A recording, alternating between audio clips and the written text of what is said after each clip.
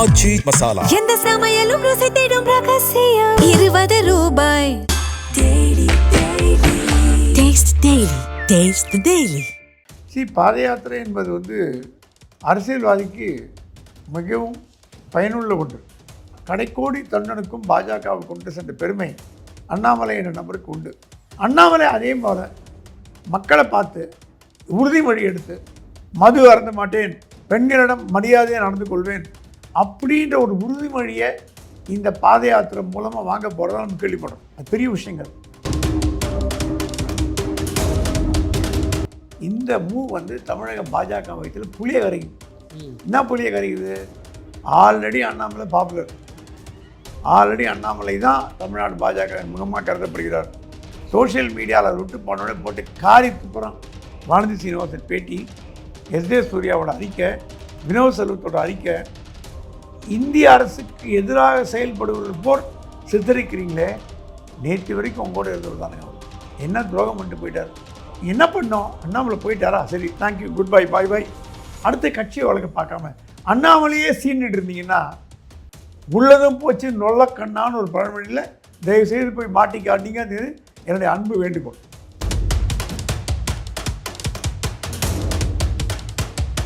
ரஜினிகாந்த் அவர்களை நயினார் நாகேந்திரன் அவர்கள் இன்னைக்கு சந்திக்கிறாரு. இதில் ஏதோ ஒரு உள்நோக்கம் இருக்குன்னு சொல்கிறாங்க. சும்மா போய் சந்திக்கிறதுக்கு ஒன்றும் ஈஸியாக கடந்து போக முடியாது. டெல்லி சொல்லிச்சா ரஜினி எந்த பக்கம் இருக்காருன்னு தெரியலீங்களே. செக் பண்ண சொல்லி அண்ணாமலை பக்கம் இருக்காரு, இந்த பக்கம் இருக்காரா, எந்த பக்கம் இருக்காரு, சரியாக பதில் சொல்ல மாட்டேங்கிறாரு. கராத்தே டேக் தலைவர் கோ அண்ட் மீட், டெல்லியோட ஆர்டர். இவங்களை அனுப்பியதுக்கான நோக்கம் அண்ணாமலையோட பக்கம் போகாமல் இருப்பதற்கு ஒரு வாய்ப்பு இருக்குது. அந்த பக்கம் போகாதீங்க, அவர் கூட வாய்ப்பு கொடுக்காதீங்க, நீங்கள் நடுநிலைமையாக இருங்க, பரவாயில்ல அப்படின்னு சொல்கிறதுக்கு போயிருக்கலாம்.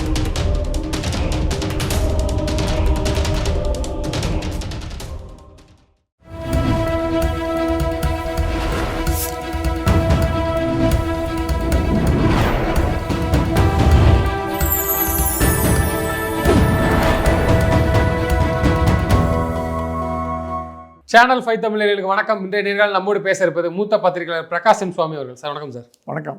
சார், திரு அண்ணாமலை அவர்கள் அவரது வீத லீடர் அந்த ஃபவுண்டேஷன் ஆரம்பித்து பிற்காலத்தில் அது கட்சியாக மாற்றப்படும் சொல்லியிருக்காங்க. அதன் விதமாக அடுத்த கட்ட சுற்றுப்பயணம் மேற்கொள்ள இருக்கிறதாக ஒரு தகவல் வெளியாகிருக்கு சார். எந்த அளவுக்கு அது உண்மை சார்? பாத யாத்திரை என்பது அரசியல்வாதிக்கு மிகவும் பயனுள்ள ஒன்று. இப்போ இருக்கிற ட்விட்டர், ஃபேஸ்புக்கு, ரீல்ஸ் அரசியலில் அது காணாமல் போடுறது வாஸ்தவம் தான், இல்லைன்னு சொல்ல முடியாது. ஆனால் பாத யாத்திரை மூலம் துவக்கி வச்சு காந்திக்கு பிறகு பார்த்திங்கன்னா ஆச்சாரிய வினோபா பாவே, அப்புறம் குமரி ஆனந்தன், அப்புறம் கலைஞர், வைகோ, பக்கத்து மாநிலங்களில் வைஎஸ் ராஜசேகர் ரெட்டி, சந்திரபாபு நாயுடு, இப்படி கிராமங்கள் லெவலில் கட்சியை கொண்டு போகிறதுக்கு பாத யாத்திரை என்பது மிகவும் மிகவும் உபயோகமான ஒன்று. அண்ணாமலை பாத யாத்திரை போன அப்புறம் தான் தமிழ்நாட்டில் பாஜகன்னு முடிவு கிராமங்களில் தெரிஞ்சது. அது வரைக்கும் ஏ சென்டர், பி சென்டர் தான். சென்னை, மதுரை, கோவை, நாகர்கோவில், திருச்சி, அவ்வளோதான் தெரியும்.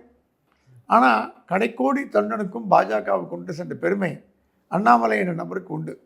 அந்த எண்மண் எண் மக்கள் யாத்திரை மிகப்பெரிய வெற்றி அடைந்ததுக்கு காரணம் பாஜகவில் அவர் இருந்தது மட்டுமல்ல, அவருடைய அணுகுமுறை, அவரை பார்க்க மக்கள் கூடிய கூட்டம். நான் கேட்குறதுக்கு முன்னாடி எந்த பாஜக தலைவர் இந்த மாதிரி பண்ணாங்க? பாத யாத்திரை போனாங்க, எல்லாருக்கும் ஆஃபீஸில் கார் கொடுக்கப்பட்டது. அப்போ அம்பாசிடர், அப்புறம் இனோவா, 5 மணிக்கு ஆஃபீஸ் வருவாங்க, டீ சாப்பிடுவாங்க, ஈவினிங் பேப்பர்லாம் படிப்பாங்க, எல்லோரும் கூப்பிட்டு உட்கார என்ன நடக்குதுன்னு கேட்பாங்க, 6 மணிக்கு வீட்டுக்கு போயிட்டே வருவாங்க. இதான் இந்த கட்சியை கட்சிப்படுத்தணும். எக்ஸப்ட் ஃபியூ, ரங்கராஜன் குமார் மங்கலம், சுகுமார நம்பியார், ஜனா கிருஷ்ணமூர்த்தி, இலா கணேசன், ராஜா, இவங்களாம் ஒரு எக்ஸாம்பிள், உண்மையாக படித்தவங்க. ஸோ அண்ணாமலை பார்த்தார், எண்மண் எண் மக்கள் யாத்திரை பிரமாதமாக போச்சு. ஆனால் அது பாஜகவிற்காக செய்யப்பட்ட ஒரு யாத்திரை. இப்போ இயக்கம் துவங்கி அந்த இயக்கத்திற்கு அதிக அளவு ரசிகர்கள் கூட்டம், இளைஞர்கள். அண்ணாமலை என்ன டார்கெட் யார்ட்டே சொன்னார். அண்ணாமலை அவர் நெருங்கிய நண்பர் கேட்டாராம், அண்ணாமலை நீங்கள் பிஜேபி போட்டு வந்துட்டீங்க, இதனால் உங்களுக்கு பாதகம் தெரியுமான்னு கேட்டாராம். அது சொன்னால் அண்ணாமலை ஐம் அவேர் அப்படின்னாராம். அடுத்த கேட்ட என்ன பண்ணுறதா இருக்கீங்கன்னு கேட்டாராம். சொன்னால் இளைஞர்களை வழி நடத்தணும். அப்துல் கலாமுக்கு பிறகு இளைஞர்களை வழி நடத்துவதற்கு தமிழ்நாட்டில் ஆளே கிடையாது. விஜய் ஓரளவுக்கு பண்ணிட்டு வரார், இளைஞர்களை வழி நடத்துகிறார், ஓகே. விஜய் கூட நிறையா பண்ணலாம். என்ன பண்ணலாம்? இளைஞர்களை கூப்பிட்டு மது அருந்தாதீங்க, ஏன்னா விஜய் சொன்னால் மந்திர சொல், விஜயோட வாக்கு மந்திர சொல், அப்படியே கட்டுண்டு போவாங்க. மக்களுக்கு ஒரு ஸ்டேட்மெண்ட் விட்டு என் ரசிகர்கள் மருந்து அருந்தக்கூடாது, என் ரசிகர்கள் போதை மருந்து சாப்பிடக்கூடாது, என் ரசிகர்கள் பெண்களிடம் அடக்கமாக நடந்துக்கணும் அப்படின்ற ஸ்டேட்மெண்ட் விட்டார்னா தமிழ்நாடு எங்கேயோ போயிடுனார். அது விஜய் பண்ணுவார்னு நினைக்கிறேன் கண்டிப்பாக. ஏன்னா விஜய் தமிழ்நாடு மக்கள் மேலே அன்பாக இருக்கார், இளைஞர்கள் மீது மிகவும் ஆர்வம் இருக்கார்.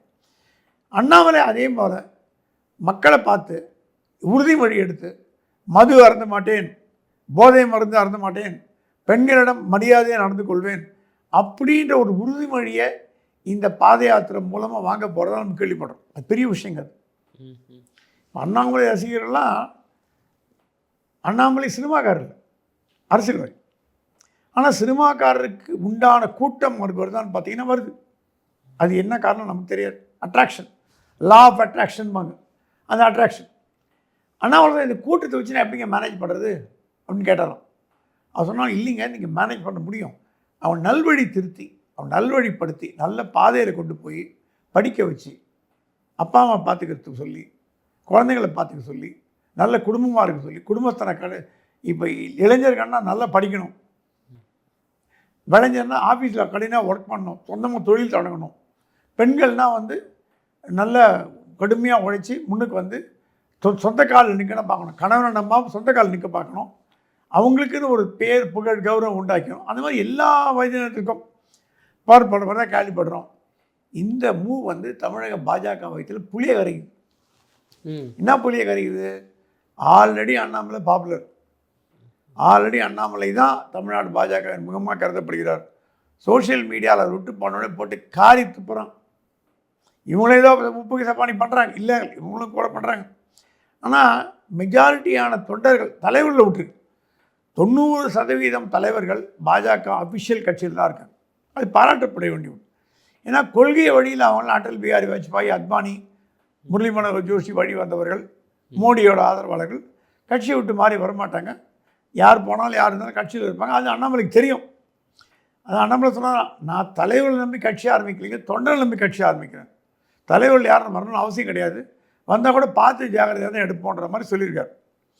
ஸோ இப்போ தலைவர்கள் இல்லாமல் தொண்டர்கள் வந்தாங்கன்னா, தொண்டர்கள் அண்ணாமலை பக்கம் வந்துட்டாங்கன்னா ஹெட்டு மட்டும் இருக்கும், பாடி லெஸ் ஆகிடும்.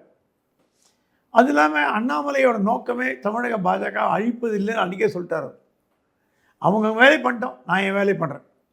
அப்புறம் கூப்பிட்டு சொன்னாலும் தயவுசெய்து யாரையும் திட்டாதீங்க, மத்திய பாஜகவை கண்டிப்பாக திட்டாதீங்க, மாநில பாஜக திட்டாதீங்க, அறிக்கை பதில் மரியாதையாக கொடுங்க. அது கூட மரியாதையாக கொடுக்கறத தவிர்த்துருங்க, கொடுக்க வேண்டாம். ஒரு கால் நெசரின்னு தேவைப்பட்டால் என்னோடய பார்வை கொண்டு அமைதியாக கொடுங்க. தமிழக பாஜக அப்படி தான் நடக்குதா? வானதி சீனிவாசன் பேட்டி, எஸ்டே சூர்யாவோட அறிக்கை, வினோத் செல்வத்தோட அறிக்கை, அவர் ஒரு இந்திய அரசுக்கு எதிராக செயல்படுவது போல் சித்தரிக்கிறீங்களே. நேற்று வரைக்கும் உங்களோட இருந்தவர் தானுங்க அவர். என்ன துரோகம் பண்ணிட்டு போயிட்டார்? ஒருத்தர் டிஎம்கேலேருந்து வந்தார், பேர் சொல்ல விரும்பலை, இந்த பக்கம் பிஜேபி பக்கம் வந்தார், பதவி அனுப்பிச்சார், திமுக போய் ஜாயின் பண்ணிட்டார். அவரை கேட்க முடிஞ்சதா? பேர் யார் எல்லாருக்கும் தெரியும். எவ்வளோ பேர் பாஜக வந்தாங்க, விஜயதாரணி வராங்க, எம்எல்ஏ பதவி ராஜினாமா பண்ணிட்டு வந்தாங்க. என்ன மரியாதை பண்ணிங்க உங்களுக்கு? சரி சீட்டு கொடுத்தீங்க, ராஜ்யசபா எம்பி ஆக்கலாம்ல, அதுவும் தோக்கிறது அவங்க சீட்டு தான் இல்லைங்களே, ராஜ்யசபா எம்பி ஆக்கலாம்ல. சரத்குமார் என்ன கொடுத்தீங்க? கட்சியை நடுநிலையில் கழிச்சிட்டு வந்தார். குஷ்புக்கு என்ன கொடுத்தீங்க? கௌதமுக்கு என்ன கொடுத்தீங்க? காயத்ரி ராம் என்ன கொடுத்தீங்க? லிஸ்ட்டு போயிட்டே இருக்கு. ஸோ எல்லா கட்சி விட்டு போயிட்டாங்க. நாளைக்கு குஷ்பு போயிடுவாங்க, கண்டிப்பாக எல்லாம் விஜய் பக்கம் போய் சேர போகிறாங்க. அப்படி அதை தடுக்க துப்பு இல்லாதவங்க அண்ணாமலையை போய் ஏசுறீங்களே. ஊருக்கு கலைச்சம் பிள்ளையார் கோயில் ஆண்டின்னு ஒரு பழமொழி உண்டு. ஏன்னா எதையும் தாங்கும் மனமுடையவர், என்ன திட்டாலும் தாங்கிப்பார். ஸோ நான் என்ன சொல்கிறேன், அண்ணாமலையை மத்திய அரசாங்கத்துக்கு எதிராக திசை திருப்பும் நோக்கத்தை விட்டுவிட்டு அமித்ஷா சொன்ன மாதிரி கட்சியை வளர்க்குற வழி பாருங்கள். அண்ணாமலை போயிட்டார், சாப்டர் முடிஞ்சு போச்சு, திரும்பி வரப்போகிறது இல்லை, வந்தாலும் பார்த்துக்கலாம். இப்போ உங்கள் முன்னாடி இருக்கும் சவால்கள் என்ன? கட்சியை பலப்படுத்துவது. பாஜக இன்னும் அழிஞ்சு போகிறது. நான் முதலே சொன்ன மாதிரி அண்ணாமலை இல்லாததுனால பாஜக அழிஞ்சு உருத்தரையாக போகும்னு சொல்ல மாட்டேன், ஷீனமாக போகிறது வாய்ப்பு உண்டு. அதை மீட்டெடுக்க வேண்டிய கடமை உங்களுக்கு இருக்கா இல்லையா? அண்ணாமலை காலம் காலமும் அவர் இயேசுதான் உங்கள் வேலைன்னா நீங்கள் இன்னும் பவர் இழக்கிறீங்க. ஸ்ட்ராட்டஜி தெரியல உங்களுக்கு. வார் ரூம் வச்சு அடித்தா மட்டும் அண்ணாமலையை நீங்கள் காலி பண்ண முடியாது. இல்லை, அதே தான் எல்லாரும் என்ன சொல்கிறாங்கன்னா, அண்ணாமலை அவர்களை நீங்கள் திட்ட அவருக்கு தான் வந்து ப்ளஸ்ஸாக இருக்கும். அவர் வாயை திறக்க மாட்டேங்கிறாரு, நீங்கள் வாட்டை திட்டிட்டு இருக்கீங்க. சிம்பத்தி வருங்க. ஓகே, ஒருத்தரை போட்டு அடிக்கிறாங்க வச்சுங்க, பாவம் இந்த பையன் அடிக்கிறாங்கப்பா, இவனை திமிரு பிடிச்சாங்கன்னு கோலம், அந்த பையன் தப்பு பண்ணிருக்கலாம், அது வேறு விஷயம். பொது வெளியில் நாம் அரசியலில் ஜாகிரதையாக நடக்கணும். இப்போ நான் ஒன்றேன்னு கேட்குறேன், அண்ணாமலைக்கு பேச்சு சுதந்திரம் இல்லையா? உங்களுக்கு மட்டும் பேச்சு சுதந்திரம் இருக்கா? தமிழிசை சொன்னாங்க, எங்களால் அண்ணாமலை போனதால் எந்த எந்த எந்த லாபமும் இல்லை, இருக்கிறதுனால நஷ்டம் இல்லை, போகிறதுனால லாபம் இல்லை, போகிறதுனால நஷ்டம் இல்லை, போட்டு உங்களுக்கு கேம்பெயின் பண்ணார், நன்றி மறந்துட்டீங்களே. உங்களுக்கு பிரச்சாரம் பண்ணார், கும்பல் குடித்த நீங்கள் தனியாக எடப்பாடியோட டப்புன்னு ஏறிட்டீங்க சீட்டில். கேம்பெயின் ஆரம்பிக்கிறதுக்கு முன்னாடி ஏறிட்டீங்க. அஃபிஷியலாக கேம்பெயின் நடவடிக்கை ஆக்சுவலாக பார்த்துருந்தீங்கன்னா முதுகெலும்பு உள்ள மத்திய பாஜக இருந்தால் அன்னைக்கே தமிழிசை சஸ்பெண்ட் பண்ணியிருக்கணும். துப்பு கட்ட மத்திய பாஜக அலோவ் பண்ணிச்சு. மயிலாப்பூரி குடிச்சது அதே மூஞ்சில் கரியை பூசின மாதிரி பாஜக மத்திய தலைமை மீது தமிழிசை கரியை பூசின மாதிரி என்னை ஒன்றும் பண்ண முடியாது, நான் இருக்கிற வேண்டிய இடத்துல ஆளை வச்சுருக்கேன், எங்கள் ஆள் ஸ்ட்ராங்கு, ஒன்றும் பண்ண முடியாது, தொட்டுக்க முடியாது அப்படின்னு ப்ரூவ் பண்ணாங்க. இது மற்ற தலைவர்லாம் கொதிச்சு எழுந்தாங்க. சரி, நீங்கள் எடப்பாடி பிரச்சாரத்துக்கு ஏறினீங்க, கஷ்டப்பட்டு போய் கெஞ்சி குத்தாடி ஏறினீங்க, கை காமிச்சிங்க. அப்புறம் யார் பிரச்சாரத்துக்கு வந்தாங்க? அண்ணாமலை தானே வந்தார், அமித்ஷா வந்தார், கும்பலே இல்லையா? காரியத்தை முடி போயிட்டாரு. வானதி சீனிவாசனுக்கு கடைசி கூட பிரச்சாரம் பண்ணாங்க. வானதி சீனிவாசன் அண்ணா பிரச்சாரம் பண்ணார். சரி, நான் என்ன சொல்கிறேன், கட்சியில் ஒருத்தர் வளர்ச்சி உங்களுக்கு கோபத்தை உண்டாக்கியது இயற்கை, அது எல்லா கட்சியிலையும் உண்டு. வன்னியரசு வந்தது விசிகால யாருக்குமே பிடிக்கல, திரும்ப பிடிச்சிருக்கா, அது போதும், அவ்வளோதான் தலைவர், அவ்வளோதான், அதோட மாற்றம் பண்ணி போய் அமைதியாக இருக்கான் பார், பேசினா தூக்கிட்டு போட்டுவார். விஸ்வநாதனுக்கும் இவருக்கும் கொடுத்தது காங்கிரஸில் யாருக்கும் பிடிக்கல. ஒருத்தர் சொன்னார், அவர் தலைவர், அவர் ராஜினாமா பண்ணி நான் நின்று வரேன், அதில் முடியாதுன்ட்டாராம் ராகுல் காந்தி, இருக்கிற மேலே தான் கொடுக்க முடியாது. ஸோ எல்லா கட்சியிலும் அதிருப்தி இருக்குங்க. அந்த மாதிரி அண்ணாமலை நல்லா பண்ணதுக்கு பாஜக அதிருப்தி இருக்கும், அது இல்லை, அது போல இயற்கை. அது நீங்கள் அதிருப்தியே கூடாதுன்னு எடுத்துக்க முடியாது, நல்லது கெட்டது எல்லாம் இருக்கும். நீங்கள் என்ன பண்ணோம், அண்ணாமலை போயிட்டாரா, சரி தேங்க்யூ குட் பை பாய் பாய், அடுத்த கட்சியை வழக்க பார்க்காம அண்ணாமலையே சீன்ட்டு இருந்தீங்கன்னா உள்ளதும் போச்சு நொல்லக்கண்ணான்னு ஒரு பழமொழியில் தயவுசெய்து போய் மாட்டிக்காட்டிங்க. அது என்னுடைய அன்பு வேண்டுகோள். நிச்சயமா சார். அதே நேரத்தில் வந்து திரு ரஜினிகாந்த் அவர்கள் வந்து ரஜினிகாந்த் அவர்களை நயினார் நாகேந்திரன் அவர்கள் வந்து இன்னைக்கு சந்திக்கிறாரு. இதில் ஏதோ ஒரு உள்நோக்கம் இருக்குன்னு சொல்கிறாங்களா? சும்மா போய் சந்திக்கிறதுக்கு ஒன்றும் ஈஸியாக கடந்து போக முடியாது. நயினார் நாகேந்திரன் அவ்வளோ சுலபாக ரஜினியை பார்க்க முடியாது. இந்த ரஜினிகாந்த் நயினார் நாகேந்திரன் மீட்டிங்கு அடிப்போட்டது கராத்தே தியாகராஜன். கராத்தே தியாகராஜன் வந்து ரஜினிகாந்த் வீட்டில் ஒரு குடும்ப அங்கத்தினர் மாதிரி. ரஜினியும் கராத்தேவும் 30 ஆண்டு கால நண்பர்கள், நெருங்கிய நண்பர்கள். கராத்தேவோட பல நல்ல சுக துக்கங்களில் ரஜினி கூட இருந்திருக்கார். டெல்லி சொல்லித்தான் ரஜினி எந்த பக்கம் இருக்கான்னு தெரியலீங்களே, செக் பண்ண சொல்ல, அண்ணாமலை பக்கம் இருக்காரு, இந்த பக்கம் இருக்காரா, எந்த பக்கம் இருக்காரு, சரியாக பதில் சொல்ல மாட்டேங்கிறாரு. கராத்தே டேக் தலைவர் கோ அண்ட் மீட், டெல்லியோட ஆர்டர். கராத்தே வந்து கூப்பிட்டு போயிருக்கார், கூப்பிட்டு பேசியிருக்கேன், என்ன பேசுகிறாங்கன்னு தெரியல, கூப்பிட்டு பேசியிருக்காரு. ரஜினி வந்து அந்த அளவுக்கு தைரியமாக அண்ணாமலை பக்கம் இப்போ குதிப்பாரான்னு கேட்டிங்கன்னா டவுட்ஃபுல்.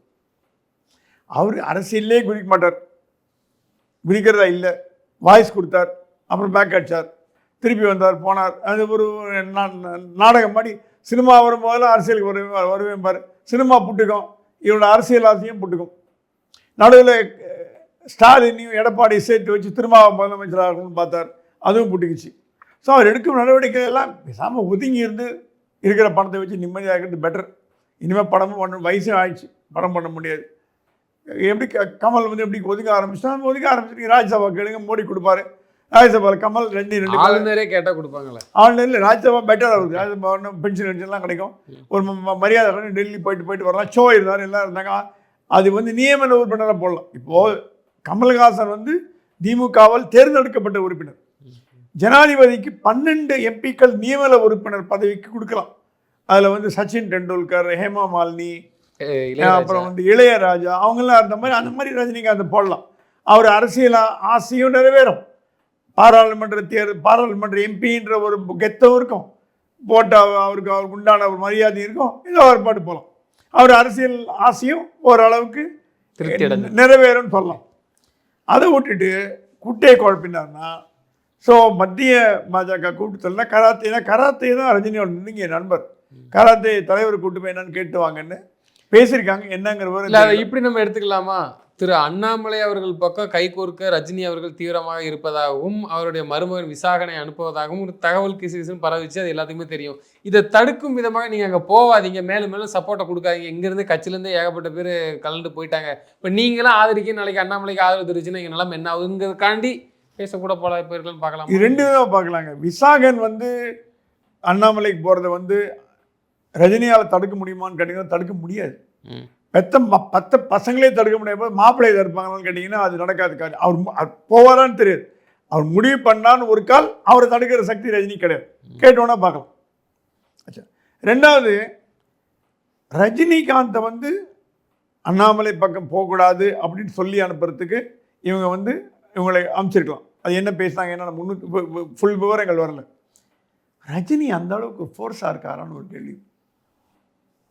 பழைய ரஜினியாக இருந்தீங்கன்னா நீங்கள் சொல்கிறதெல்லாம் வாசம். ஒரு மலை மேலே வந்தார்னா அப்படியே ஒரு சிம்ம சப்பனம் எல்லாம் போச்சு. ஏன்னா சினிமான்ற துறையில் மட்டும் அவரே சொல்லியிருக்கார் ரஜினிகாந்த், இரவில் தூங்கும்போது கூட கால் ஆட்டினே தூங்கலைன்னா இறந்து போயிட்டு தான் கருதப்படுவார்னு அவர் வாயாலே கொஞ்சம் ஸ்டேட்மெண்ட். தட் இஸ், நீங்கள் ஆக்டிவாக இருக்கணும்.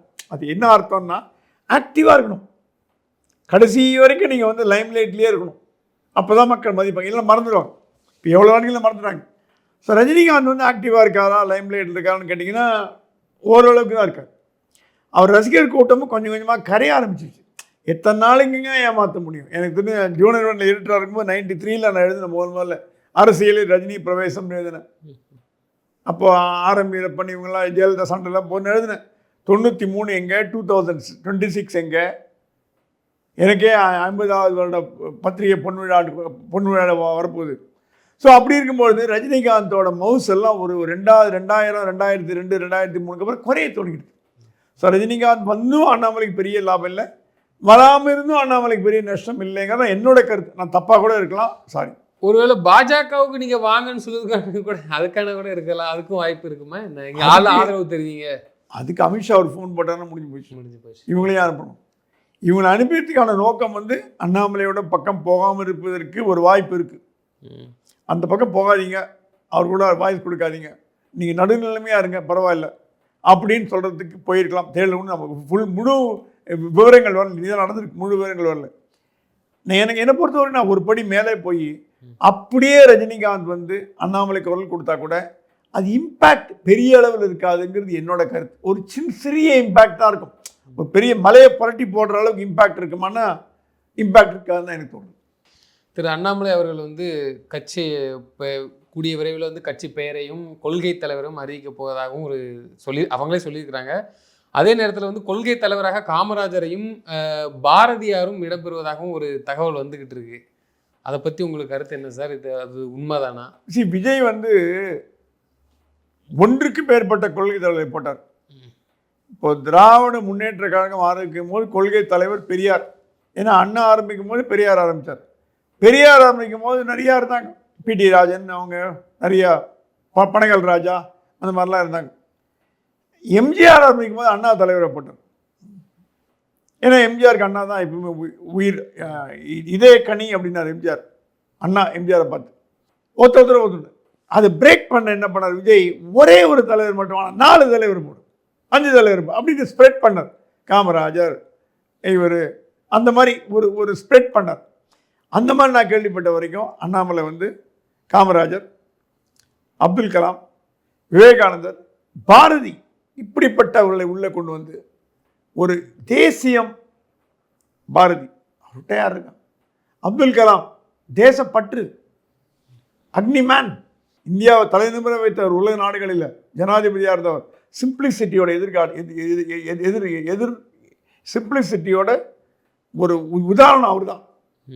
காமராஜர் அப்பழுக்கு இல்லாத தலைவர், செத்து போகும்போது 100 ரூபா இருந்தது பாக்கெட்டில்.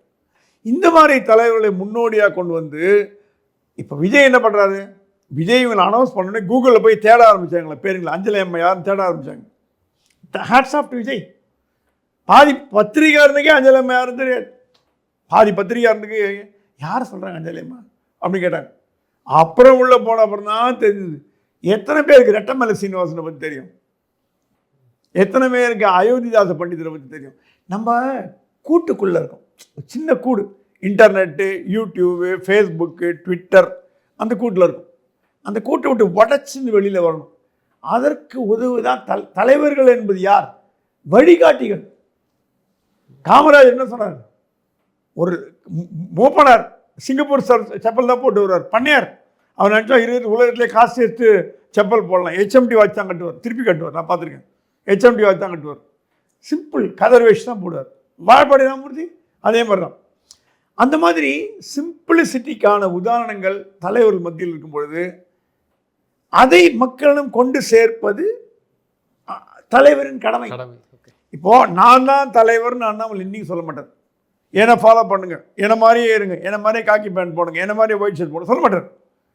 அவரை ஃபாலோ பண்ணுங்க, காமராஜரை ஃபாலோ பண்ணுங்க, பாரதியை ஃபாலோ பண்ணுங்க, அப்துல் கலாம் ஃபாலோ பண்ணுங்க. அப்படி இப்போ ஒன்றும் இல்லாதவங்களாம் அப்துல் கலாமோட அட்வைசர்ன்றாங்க. அப்துல் கலாம் ஒரு அட்வைசராம். அப்துல் கலாம் உலக ஞானி, விஞ்ஞானி, சர்வதேச விஞ்ஞானி, அணுவாதத்தில் எக்ஸ்பர்ட், போக்கரான் கண்டுபிடிச்சார். அவருக்கு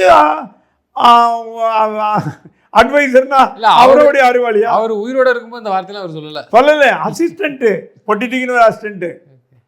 அந்த மாதிரி பொய் பிரச்சாரங்களுக்கு நடுவே அண்ணாமலையான பீப்புள் உண்மையா அப்துல் கலாமை மக்களிடம் அதிக அளவில் கொண்டு செல்ல முடியும். அப்துல் கலாம் இது நேஷனல் ஹீரோ. அவர் எந்த கட்சியும் கொண்டாட முடியாது. இப்போ எம்ஜிஆர் போட்டாங்கன்னா ஏடிஎம்கே சண்டை போடும், அண்ணா போட்டிங்கன்னா கலைஞர் சண்டை போடுவார், கலைஞர் போட முடியாது டிஎம்கே. ஸோ இவரை போட்டிங்கன்னா யார்? காமராஜர் தேசிய தலைவர். அந்த மாதிரி காங்கிரஸ்ன்னு பொதுவாக பிரிக்க முடியும். பாரதியாரில் என்ன இதுவா அந்த மாதிரி. ஸோ இது என்ன சொல்ல வரேன்னா, நம் வழிகாட்டிகள் நமக்கு தேவை. இப்போ இருக்கிற இளைஞர்களுக்கு பள்ளி பாட புத்தகங்களில் கலைஞர் கருணாநிதியோட வரலாறு தான் இருக்குது. வீரபாண்டி கட்டபொம்மன் வரலாறு இல்லை, சுப்பிரமணிய சிவா வரலாறு இல்லை, வீரபாஞ்சிநாதன் வரலாறு இல்லை, எதுவுமே இல்லையே. ஸோ இந்த மாதிரி தேசிய தலைவர்களை மக்களிடம் கொண்டு இளைஞர்களிடம் கொண்டு சென்றால் நாடு சுபிட்சம் அடையும் என்று அண்ணாமலை கருதினால் அது வரவேற்கத்தக்கது. நிச்சயமா சார். தொடர்ந்து எங்களுக்கு கருத்துக்களை பயந்தமைக்கு நன்றி. நன்றி.